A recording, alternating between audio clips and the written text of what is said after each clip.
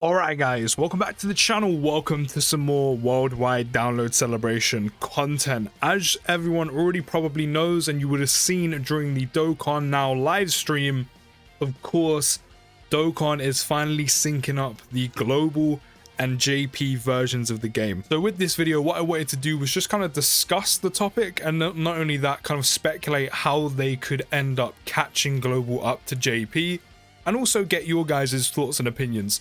So let me know down in the comments. It's been a couple days now. I've let it marinate. What is your opinion on global and JP Dokkan syncing up? Are you happy about it? Are you not?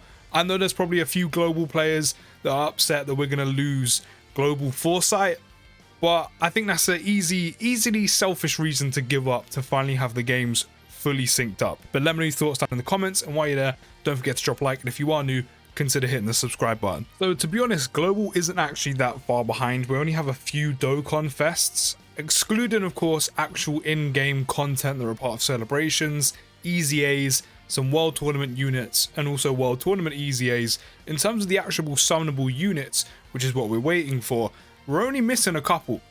Dokkan fest wise, we're only missing Turles, we're only missing LRSJ4 Goku, and we're also only missing Trunks, who I've come to notice is probably one of the most polarizing releases. His base form before he transforms, terrible.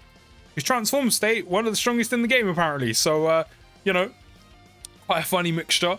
And then of course the kind of part 2 units or part 2 LRs is this Int Goku that comes with Turles, and then the Omega Shenron that comes during the LRSJ4 Goku celebration, which is of course Tanabata, or the thank you celebration on global. So as I said, we're not actually that far behind, and I do have a truth video pulled up here, so I will leave his link down in the description if you want to, if you want to check it out. Probably doesn't need me to plug him, but got to give credit where credit's due. But I did watch this video because I was kind of curious of his thoughts. But one thing that I didn't know, which could also be a possibility for Dokkan, because as of right now we don't know when the sync is going to happen. We don't know if they've already planned it, if they're still working on a few things. We don't know if it's going to happen after worldwide. Everyone's thinking maybe they're going to try to get everything lined up for the 9th anniversary, which of course JP's happens like the end of January, beginning of February. Who knows, right? Who knows? But one thing that I found incredibly interesting, which could be a possibility for Dokkan, is this guy here called Todd, who I think played the One Piece Treasure Cruise, I think it's called. I think that's what it's called, One Piece Treasure Cruise, the One Piece mobile game. Apparently, and he says, for the Dokkan peeps, when the One Piece game merged timelines, they ended up dropping stuff quick to catch up. Eventually, before New Year's that year, they dropped all leftover characters needed for global in one massive banner with amazing step-ups. Now, we could see Dokkan do this. As I said, we're not that far behind. In terms of summonable units, in total, we're only 5 units behind 3 Dokkan Fests.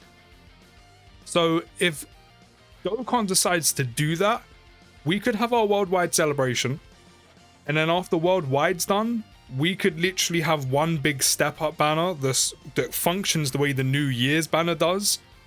Potentially, I mean, it could be a different format, but it could function the same way the New Year's banner does. You could pile, or follow the same function, the same format as the New Year's step-up banner, and then have the Dokkan Fest in their pool, and then have the LRs in their pool, like in their section. So we could see a step-up banner like what they did with One Piece Treasure Cruise. That could be one option they decide to do. Another option they could do is we just have very short celebrations. So that way we're still getting all the content. One of the biggest things is we're still getting all the stones we're meant to get from said content. So for example, worldwide could end. I mean, we could easily see Turles come next, or Trunks, but I could easily see it being Turles considering the time span between October, November, and then not only that, you have all the heroes stuff.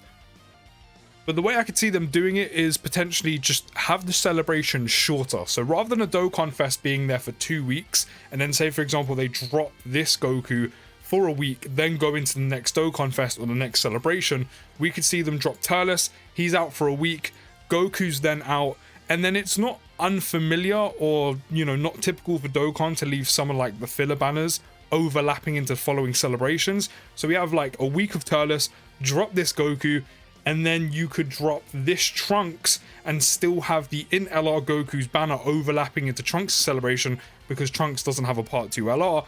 And then literally a week later or 2 weeks later after that, we could see Goku appear and he'll be there for a week, and then they could drop the LR Omega Shenron. So at least that way, yes, the celebrations are relatively short, the Dokkan Fest aren't there for that long, but not only does it kind of get Global caught up in the cleanest way, not only do we get all the new units we're meant to get, but we also get all the content we're supposed to get as well, along with all the stones we're meant to get from like new battlefields. Not only that, from the new Dokkan event, any new story, story mode events or revamps that drop, anything like that that gets added, at least Global still gets all the content and is able to get all the stones and other rewards and content that you'll get from it as well. So at least that way, not only do we get the units, not only do we get caught and sync up, but we don't miss out on any potential stones either.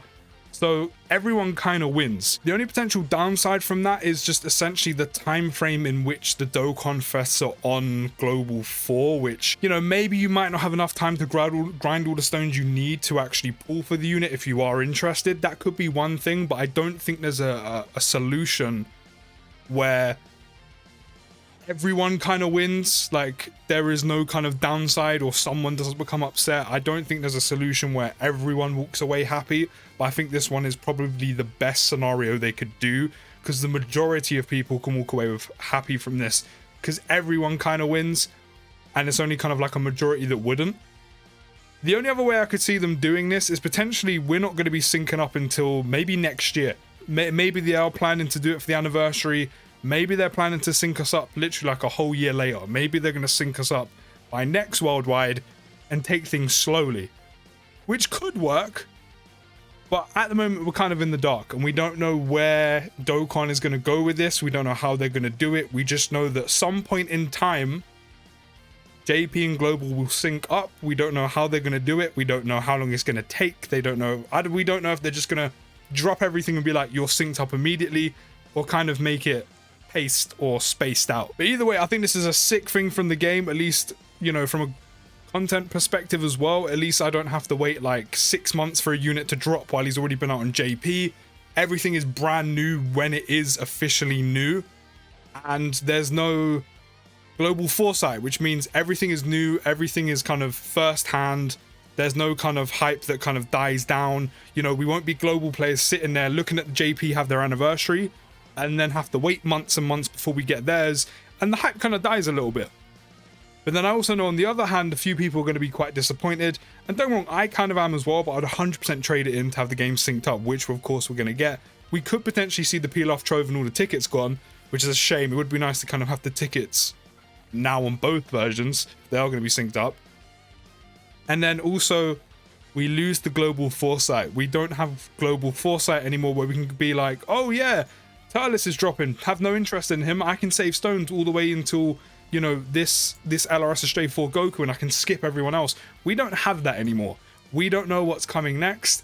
And while it is kind of annoying, while it is kind of nice having that foresight to be able to save your stones and pick and choose where you summon, I mean, you can still do that, but of course you know what's coming, so right, I'm going to be saving for 3 months, and I can have loads of stones for example, LRS straight for Goku. We won't have that no longer. As I said, personally, for me, I would 100% trade that in for having the game synced up easily. I said early on, I left this for a few days to let it marinate, let it linger. Let me know your thoughts down in the comments. Are you happy about this? Are you not? I want to hear both thoughts from global and JP players. And I'll see you in the next video, guys. Take care, have a good rest of your day, and peace.